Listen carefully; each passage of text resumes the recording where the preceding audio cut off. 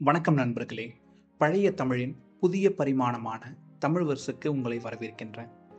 இந்த சேனலை நீங்கள் எதுக்கு பார்க்கணும் அப்படின்றத நான் டீட்டெயிலாக இந்த சேனலோட டிஸ்கிரிப்ஷன் பக்கத்தில் கொடுத்துருக்கேன். அது ஒரு டைம் படிச்சுட்டு நீங்கள் வீடியோ பார்த்தீங்கன்னா இந்த சேனலை நீங்கள் எதுக்கு பார்க்கணும், இந்த சேனல் பார்த்தா உங்களுடைய வாழ்க்கை எந்த மாதிரி ஒரு நிலையை அடையுன்றதை உங்களால் கண்டிப்பாக புரிஞ்சுக்க முடியும்.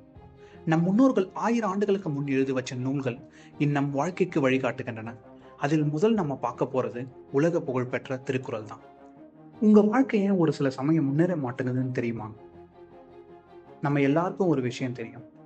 ஒரு வீட்டை கட்டணும்னா முதல்ல என்ன பண்ணுவாங்க? அடித்தளம் போடுவாங்க. ஏன்னா அடித்தளம் சரியா இல்லைன்னா மேல எவ்வளவு அழகா கட்டினாலும் அந்த வீடு நிலைக்காது. அதே மாதிரிதான் ஒரு சின்ன கதை. ஒரு பையன் வாழ்க்கையில பெரிய ஆள் ஆகணும்னு ஆசைப்பட்டான். ஆனா நல்ல வேலை, நல்ல சம்பளம், நல்ல வாழ்க்கை எல்லாத்தையும் நினைச்சான். ஆனா ஒரு விஷயத்தை மட்டும் அவன் கவனிக்கவே இல்லை. ஏன்? அடிப்படை நல்ல பழக்கங்கள், ஒழுக்கம் இல்லை, நேரத்தை மதிக்க மாட்டான், நன்றி சொல்ல தெரியாது. அப்புறம் எவ்வளவு முயற்சி பண்ணாலும் அவனால தொடர்ந்து முன்னேற முடியல. அப்போதுதான் அவனுக்கு ஒண்ணு புரிஞ்சது. உயிரை மட்டும் முக்கியம் இல்லை, அடித்தளம் தான் முக்கியம். அதைத்தான் வள்ளுவர் முதல் குறளிலேயே சொல்லியிருக்காரு. அகர முதல எழுத்தெல்லாம் ஆதி பகவன் முதற்றிய உலகு. எல்லா எழுத்துக்களுக்கும் எப்படி முதலோ அதே மாதிரிதான் இந்த உலகத்துல ஒரு தொடக்கம் இருக்கு.